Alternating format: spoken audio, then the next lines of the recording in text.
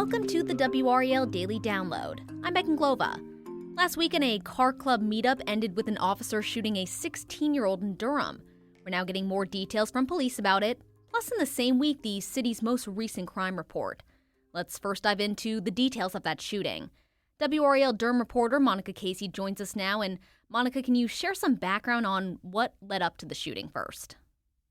Yeah, absolutely. Thanks for having me. So Durham police responded to a call of this car club meetup, some basically racing in a parking lot. It was around 12:08 Sunday morning. So this is kind of the middle of the night. We know the call came in from a nearby business. Police came to the scene, and one officer was ahead of the others. So he arrived there, and the police chief told us today he was hoping he could kind of disperse this crowd just by turning on lights and sirens, go home, that kind of thing. But the suspect in this case threw eggs at his car. So the officer got out of his car and they went on a little foot chase through the parking lot, some of which we can see in surveillance video. And it basically ended up with the officer shooting that 16-year-old. And, we haven't seen, I know we mentioned surveillance video, but we haven't actually seen body camera video ourselves. It hasn't been released. But how did the shooting play out between where we just left off? And, the chief did describe what she saw on body camera video, plus what we read in a search warrant. That's right. So in order to release body camera video, law enforcement in North Carolina have to have permission from a court. They basically have to petition a judge to be allowed to release the video in the first place. So that's one reason we haven't seen it yet. Durham police tell us they're not planning to petition the court. We can do that, and if the court agrees, then we can see the video. Although we haven't actually seen the video itself, we now have two narratives of what is being shown on the video. We obtained a search warrant that lays things out kind of one by one, and then the police chief also discussed that today. So on the search warrant side, it says that this DPD officer, Corporal Rex McQueen, got to the parking lot and objects struck his windshield, like we mentioned. There was a foot chase, and then that 16-year-old suspect, who's been identified by his family as Joshua Garcia, displayed a handgun. The search warrant goes into a lot of detail on what happened after that handgun was seen by this officer. The warrant says McQueen is heard telling that suspect, put it down 4 times, get on the ground 5 times, don't do it twice, and drop it once. The police chief mentioned today, she alluded to the search warrant saying she thinks she might have even heard him say, put it down 5 times. So there's a lot of communication between this officer and this suspect. And she says at one point the officer actually called the young man son. She said that was kind of him trying to reason with this teenager, get him to put down the gun. And in both the search warrant and the chief's account of the body camera video, it's when the teen starts to kind of raise his arm to point that gun at the officer and brandish that weapon is when McQueen shoots him. So we know that this juvenile was shot 2 times. His family has been saying that he was shot in the back, and that's something Durham police dispute. Neither of those shots were to his back. So I want to stop that reporting right now. Anyone that's online saying that the shots to his back are nothing but trying to incite anger around the situation by using inflammatory and untrue statements. The FBI is investigating this. It looks like McQueen, according to the chief, shot six times. The juvenile was hit 2 times. We know that that young man is in the hospital with stable vital signs. We've heard he's maybe undergone some surgery and things like that. We've been in communication with different family members about where things are there. One other note is that after Garcia was shot, he actually got back up and kept running and got in this white Honda that basically sped to the other end of the parking lot and got essentially across the street.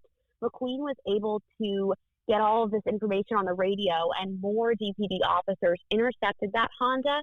And the chief said today those officers probably saved that young man's life by their intervention. So she's commending not only McQueen's professionalism in this situation, but also how those other officers handled that situation.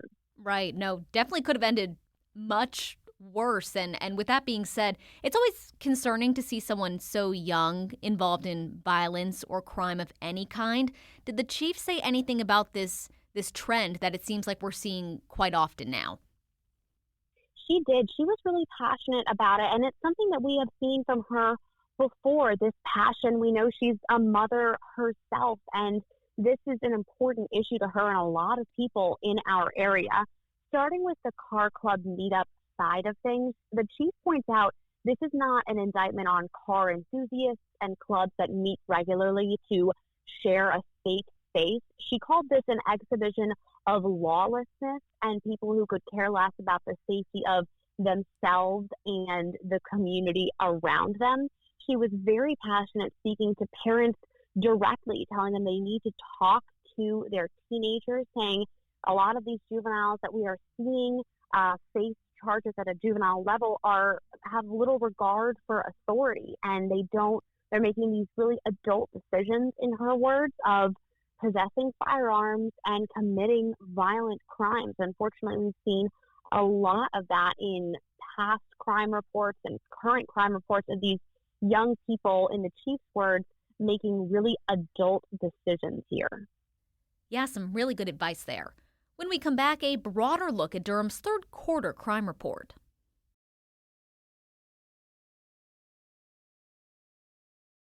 Now, Durham is actually seeing a decline in violent crime this quarter.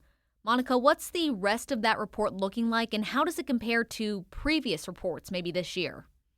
So this report covers January through September. It goes through the end of September, basically. And it averages, everything over these months. But what we have seen are, in total, with violent crime, a slight percentage decrease, and property crime, a slight percentage decrease. So that's a really positive picture. That violent crime decrease is really being driven by a drop in homicides. Homicides are down 17%, which is definitely some great news.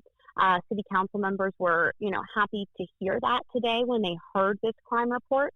Going through that September 30th date, homicides were also at their lowest since 2020. So it's not just compared to last year or even last quarter. This is a much lower trend than we had seen previously. The last crime report that covers the second quarter, April, May, and June, was a bad one. And we knew it was going to be a tough one going into it after a pretty violent start to the kind of late spring, summer here in Durham. But things got really quiet August, September, and you can see that reflected in this report. The number of gunshot wounds per week is also down below where it was at this point in past years. One negative stat we did see come out of this crime report is an increase in stolen guns.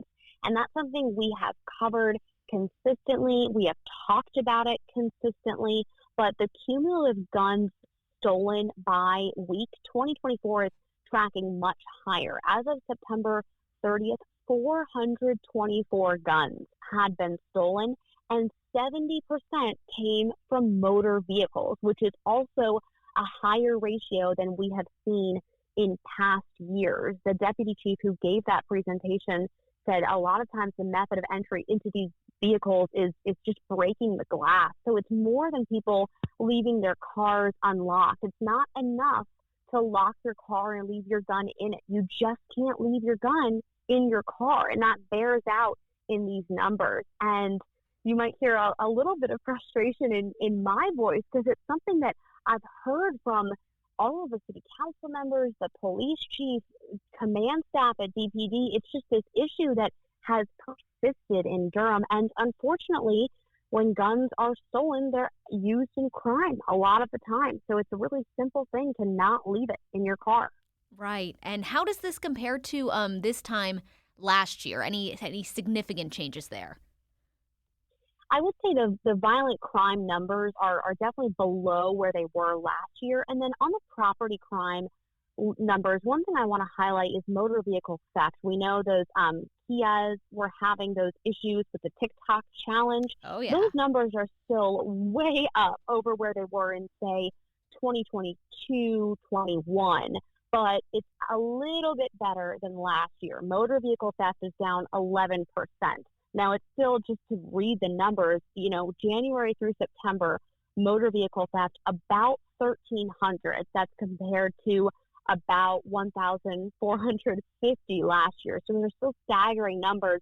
When you look at 2022, that's 570. I mean, that's a huge increase from what we were seeing years ago. But it seems like that issue is getting just a tiny bit better here. Okay, that's good to hear. If anything, those are the numbers that we like to see improving. Monica, thanks so much. And thank you for listening to the WRAL Daily Download. Another great way to get WRAL news is the Morning Briefing newsletter. It's a daily email that's waiting in your inbox every morning with local news, events, and headlines, getting you ready for the day. Sign up at WRAL.com/newsletter.